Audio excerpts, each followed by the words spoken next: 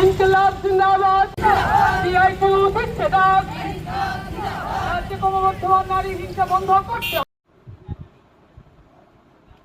রাজ্যে নারী নির্যাতন বন্ধ করতে হবে, কঠোর শাস্তির ব্যবস্থা করতে হবে। দোষীদের এবং কলকাতার ডাক্তার মহিলার উপর যে অত্যাচার হয়েছে তার প্রতিবাদ জানিয়ে আগরতলা রাজপথে নামল সারা ভারত শ্রমজীবী নারী সমন্বয় কমিটি। এদিন সংগঠনের পক্ষ থেকে প্রতিবাদ জানিয়ে সংগঠিত করা হয় এক মিছিল। এদিনের এই আন্দোলনে নেতৃত্বে ছিলেন পাঞ্চালী ভট্টাচার্য।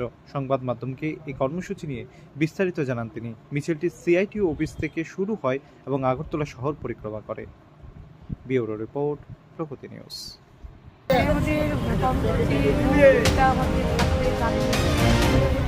গোটা দেশে নারীদের উপর যেইভাবে হিংসা নেমে এসছে তার বিরুদ্ধে আমাদের সড়ক প্রতিবাদ আছে আমরা করব। আর যেটা হচ্ছে কলকাতায় যে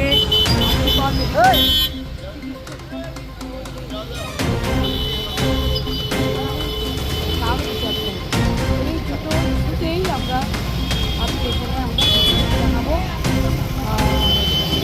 নির্যাতন তো শুধু কলকাতার ঘটনা না, গোটা দেশেই হচ্ছে। আমাদের রাজ্যেও ভীষণভাবে মেয়েদের উপর আক্রমণ এসছে। আমরা বিশেষ করে যেটা বলবো সেটা হচ্ছে কর্মক্ষেত্রে কাজের জায়গায় মেয়েদের নিরাপত্তা সুনিশ্চিত করতে হবে।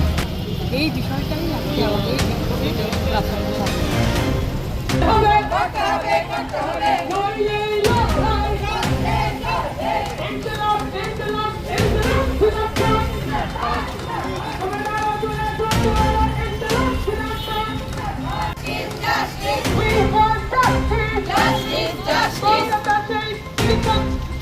খুনের জন্য যারা দায়ী তাদের জন্য উচিত শাস্তি প্রদান করতে হবে।